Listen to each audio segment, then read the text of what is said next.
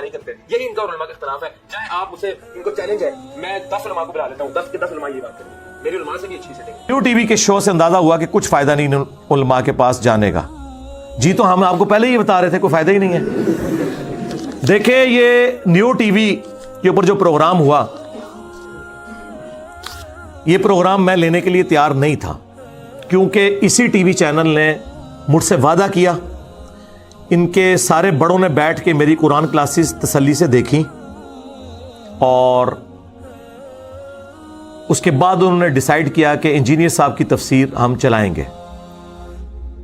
لیکن مولویوں نے دھمکی دی کہ ہم یہ کر دیں گے وہ کر دیں گے, یہ ڈھیلے پڑ گئے. حالانکہ یقین کریں کتے کی اوقات نہیں مولویوں کی, کچھ نہیں کر سکتے, ڈر گئے وہ.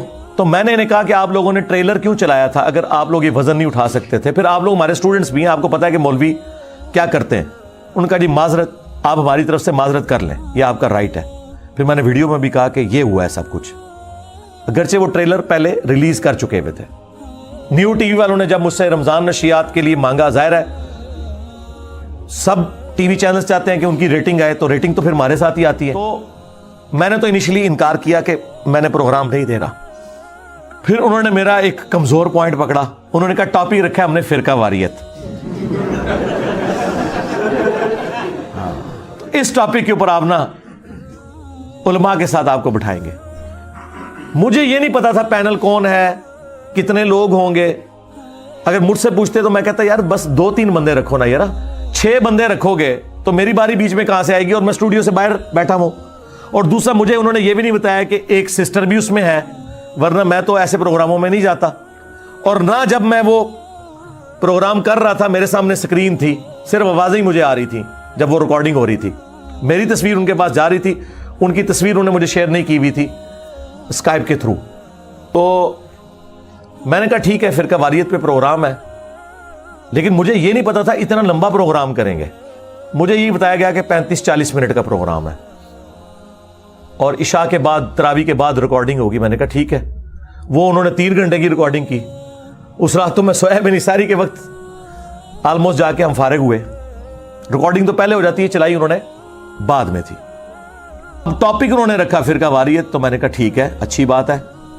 اور اس کے جو اینکر ہیں وہ بھی معصوم آدمی ہیں, فرقہ واریت سے نکلا ہوا ہے, اگرچہ وہ احسان علی ظہیر صاحب کا نواسا ہے, اور وہ جو دو گلے پھاڑنے والے بھائی ہیں نا لاہور کے وابیوں کے, وہ اس کے ماموں ہیں.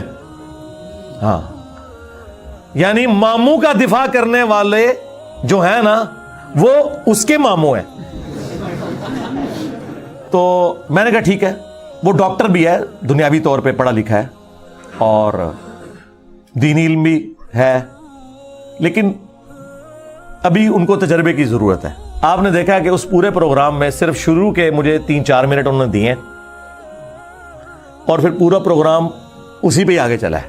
دیکھیں نا آپ نے, بیچ میں 3 یا 4 دفعہ میری باری آئی ہے اور وہ بھی سیکنڈز کے لیے, اور آپ نے دیکھا ہے جتنی بار وہ مجھ سے سوال کرتے تھے تو ساتھ سارے علماء اکٹھے ہو کے اس میں کود پڑتے تھے سوالوں میں کہ جی یہ, اور وہ جب مجھ سے پوچھتا تھا پھر وہ بول پڑتے تھے اس سے پہلے کہ میں جواب دوں, کیونکہ انہیں پتا تھا. یہ دیکھیں کتنی بے ایمانی ہے, یہ آپ اسٹوڈیو میں ہونے کا ناجائز فائدہ اٹھا رہے ہو. آپ ان 3 گھنٹوں میں پہلے 4 منٹ نکال دیں, اس کے بعد میرے 5 منٹ بھی نہیں پورے بنتے. وہ سب بولتے رہے, اور کیا بولتے رہے آپ کے سامنے ہی ہے.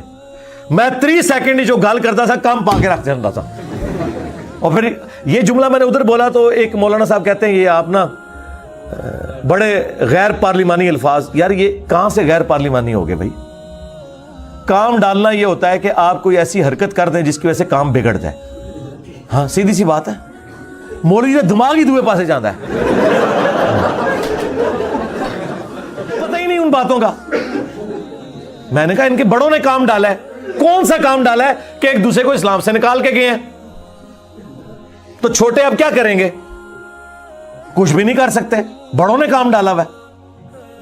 تو کہتے ہیں جی یہ جناب غیر پارلیمانی الفاظ استعمال کریں. کہاں سے غیر پارلیمانی الفاظ ہو گئے میرے بھائی؟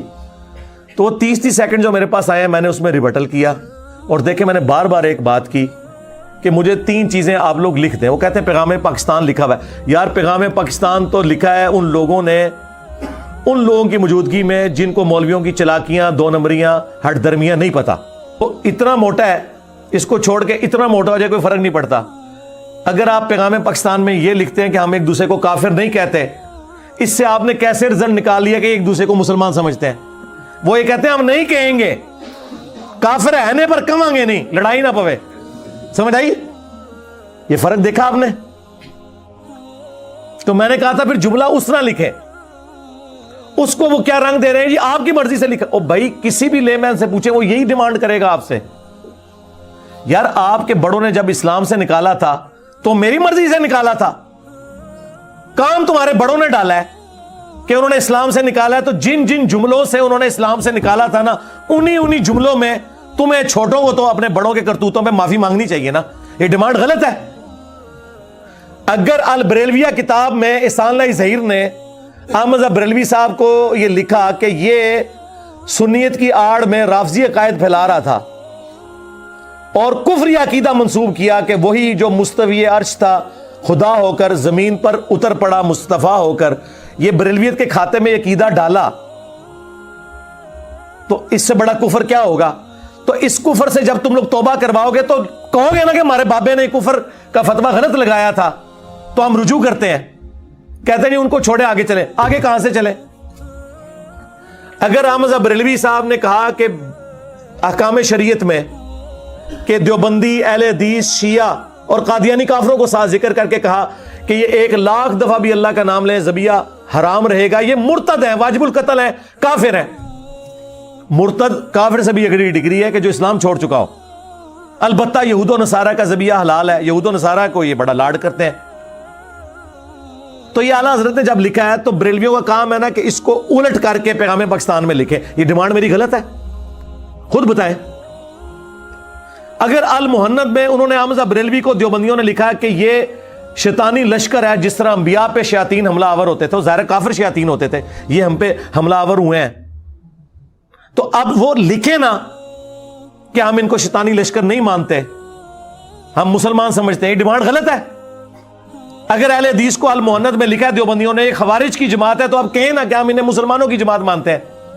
یہ ڈیمانڈ غلط ہے.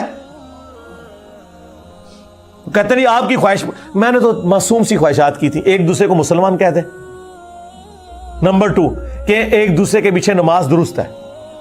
اور نمبر 3 جو ان کے لیے زیادہ موت ہے کہ چندہ ایک دوسرے کو دے سکتے ہیں, ہائے, جس میں ان کی جان ہے. اور میں نے کہا تھا ٹائم قیامت تک ہے, جس دن یہ تحریر سامنے آ گئی میں اپنے آفیشیل پیج سے شیئر کرواؤں گا, اور وہ تمام ویڈیوز جس میں میں نے آپ کے بزرگوں کی غلطیاں ہائی لائٹ کی تھی نا, وہ میں ڈیلیٹ کر دوں گا. یہ کاغذ آنا چاہیے سرکاری سطح پہ, اڈوب فوٹو شاپ میں بنا کے نا بھیج دینا. ہاں, اس لیے میں اس کے ساتھ جوڑوں گا کہ ویڈیو میں بھی آ کے آپ کے بڑے کہیں, اور بڑے وہ جن کی شے ہے عوام کے اندر, اور ان الفاظ کے ساتھ کہیں. یہ چلاکی بڑی کرتے ہیں, پتہ کیا کہتے ہیں, اگر کوئی بریلوی شرک نہ کرتا ہوا تو وہ مسلمان ہے. ہم دیوبندیوں کو بھی مسلمان سمجھتے ہیں, بریلویوں کو بھی سمجھتے ہیں. جا دفع ہو جا, آج کے بعد اب دین کی بات نہ کر. جا, تیرے اس چیلنج کا بھی جواب دیتا ہوں. کوئی بریلوی ہو, کوئی دیوبندی ہو, کوئی اہل حدیث ہو, اگر انہوں نے اللہ کی ذات کے ساتھ شرک نہ کیا ہوگا, اپنے گناہوں کو بھگت کے جنت میں چلا جائے گا. اور بریلوی کہیں گے اگر کوئی اہل حدیث گستاخ رسول نہ ہوا تو, اگر کوئی دیوبندی گستاخ رسول نہ ہوا تو, ایڈی شرطاں لاندے جے نا, او دا مطلب یہ ہوتا ہے کہ اے چونکہ اے نہیں نے یا اے ہے نے, لہذا فتوا او والا لگے گا. تو اس لیے میں نے کہا تھا غیر مشروط, آپ نے سنا اس میں غیر مشروط, اور وہ آخر وقت تک تیار نہیں ہوئے اس کے اوپر کہ ہم یہ تحریر لکھوا سکیں گے. اس کا مطلب ہے کہ وہ مانتے ہیں. اور دیکھیں معصومیت کتنی ہے کہ وہابیوں کے مولانا صاحب بیٹھ کے کہہ رہے ہیں ہمارا تو بریلویوں کے ساتھ علم غیب پہ کوئی اختلاف ہی نہیں ہے. ہائے میں صدقے جاواں, میری نفرت کس طرح پائی پائی بنے جے. تو اس کے جواب میں نے کہا تھا شاہ صاحب جب آپ یہاں سے نکلیں گے نا, آپ کی عوام اور آپ کے مولوی آپ کو جواب دیں گے. یہ شاہ صاحب ان کے بڑے علماء میں سے, میں بڑی عزت کرتا ہوں کیونکہ وہ ہمارے استاد مولانا اسحاق صاحب سے بڑی محبت کرتے ہیں, اور خلافت و ملوکیت کے حوالے سے ان کا وہی سٹانس ہے جو ہمارا ہے, اگرچہ وہ پبلکلی اس طرح بیان نہیں کرتے. ضیاء اللہ شاہ بخاری صاحب حافظہ اللہ تعالی, لیکن وہ بڑی قداور شخصیت ہیں, اس وجہ سے اہل حدیث ان کے ساتھ وہ کرتے نہیں. سینکڑوں مدرسے مساجد ان کے انڈر ہیں, بجٹ ان کے پاس بہت ہے, ڈائریکٹ سعودیہ سے آتا ہے. لیکن انہوں نے مجھ سے جسٹ ایک ملاقات کی تو اگلے دن ان کو کلیریفیکیشن کی ایک ویڈیو ریکارڈ کروانی پڑی آج سے کچھ سال پہلے, کیونکہ اپنے مولوی ان کے اوپر ٹپک پڑے, وہی لاہور کے جو گلے پھاڑنے والے, کہ شاہ صاحب کیڑے پاسے ٹور پہ ہو تسی. ٹھیک ہے, تو ان کی حالت یہ ہے, ایک دوسرے کا دفاع کر رہے ہیں. اور دیکھو بریلوی بیٹھے ہوئے معصومیت سے کہہ رہے ہیں نہیں ہم تو اہل حدیثوں کو کچھ نہیں کافر کہتے ہیں, نہ دیوبندیوں کو کہتے ہیں.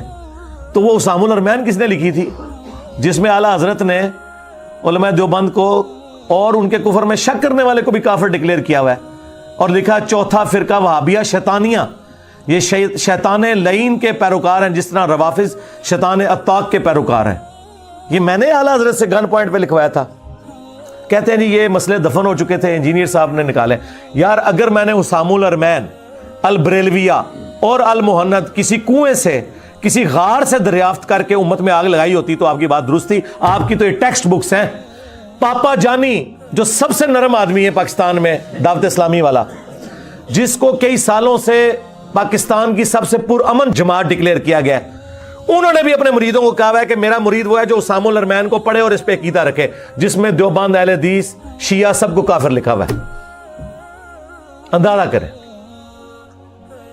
تو باتیں مجھے کر رہے ہیں, تو میں اس ٹاپک کی وجہ سے ایگری کیا تھا. بہرحال وہ جو تھوڑی سی میری گفتگو ہے اس سے کم از کم وہ جو میں کہتا تھا نا گرم تولیہ ان کے منہ پہ پھیرا جائے, وہ اللہ کے فضل سے جو میں نے پھیرا وہ نقاب ان کا اتر گیا آپ لوگوں کے سامنے. اور اب یہ بالکل پرچی آپ نے ٹھیک بھیجی مجھے, اور واللہ اگر آپ یہ پرچی نہ بھیجتے میں نے بولنا بھی نہیں تھا, ورنہ تو سب سے بڑا کرنٹ افیئر تو یہ تھا آج کہ پچھلے ہفتے ہی میری یہ ریکارڈنگ ہوئی ہے. میں نے اسے ویل لیفٹ کیا, میں نے کہا ٹھیک ہے, وہ عوام خود فیصلہ کرے گی کہ میں نے کیا اس میں بیان کیا اور ان کے ساتھ کیا ہوئی. تو اس ٹاپک کی وجہ سے میں ایگری کیا تھا. جی تو دوستو, آپ نے یہ انجینئر صاحب کا کلپ سن لیا, ڈاکٹر سبیل کا کلپ بھی سن لیا. جی یہاں پہ ہم تھوڑا سا اس چیز پہ ڈسکشن کر لیتے ہیں کہ انجینئر صاحب کا موقف یہاں پہ بالکل ٹھیک ہے. دوستو یہ بات آپ اور میں بھی جانتے ہیں کہ جتنے بھی علماء کرام ہیں اور جتنے بھی فرقوں کے علماء ہیں, انہوں نے سب کو ایک دوسرے کو طلاق دی ہوئی ہے, اور وہ ایک دوسرے کو مسلمان نہیں سمجھتے. تو یہ بیسیکلی انجینئر صاحب کی یہ بات کرنے کا مقصد یہ تھا کہ آپ ایک دوسرے کو پہلے مسلمان سمجھیں. وہ ایک دوسرے کو مسلمان نہیں سمجھتے، یہ آپ بھی جانتے ہیں دوستو. تو ان کا یہی مقصد تھا کہ وہ ایک دوسرے کو مسلمان کہیں اور غیر مشروط طور پہ مسلمان کہیں. جو شرطیں ساتھ لگاتے ہیں، یعنی کہ نہ یہ شرطیں پوری ہوں نہ ہم ان کو مسلمان مان لیں، تو یہ والا کام نہ کریں. آپ لوگوں کو چاہیے، علماء کرام سے میری درخواست ہے کہ انجینئر صاحب کو اپنا مشترکہ دشمن سمجھنے کی بجائے اپنی اصلاح کریں اور اصلاح کر کے آگے بڑھیں اور امت مسلمہ کو یونائٹ کرنے کی کوشش کریں. اور سب سے پہلے اس کے لیے ضروری ہے کہ آپ ایک دوسرے کو مسلمان تو سمجھیں. اگر مسلمان نہیں سمجھیں گے تو یہ امت یونائٹ نہیں ہو سکتی. بہرحال ہم اس ڈسکشن کو یہاں پہ کلوز کرتے ہیں، کیونکہ یہ بہت لمبی ڈسکشن ہے دوستو. یہ آپ بھی جانتے ہیں اور میں بھی جانتا ہوں کہ علماء نے اپنی دکانیں چلانی ہیں، اور جو انسان اپنی دکان چلانا چاہتا ہو وہ ساتھ والی دکان کو برداشت نہیں کرتا. تو باقی یہ انجینئر صاحب کو اللہ تعالیٰ زندگی دیں، صحت دیں، اور باقی بھی جو راہ حق پہ علماء کھڑے ہوئے ہیں، ایسے لوگ ہیں، جواد نقوی صاحب ہیں اہل تشیعوں کے اندر، اور بھی ایسے لوگ ہیں، ہر فرقے کے اندر آپ دیکھیں گے تو ایسے لوگ موجود ہیں جو حق کے اوپر کھڑے ہیں. اللہ تعالیٰ ان کو بھی زندگی دے اور ان کے باہمی اختلاف کو ختم کریں، جو کہ مجھے نہیں لگتا کہ تا قیامت بھی ختم ہو سکے. تو اس کے ساتھ ہی اپنے ہوسٹ کو اجازت دیجیے. اگلی ویڈیو میں آپ سے پھر ملاقات ہوگی. اللہ حافظ.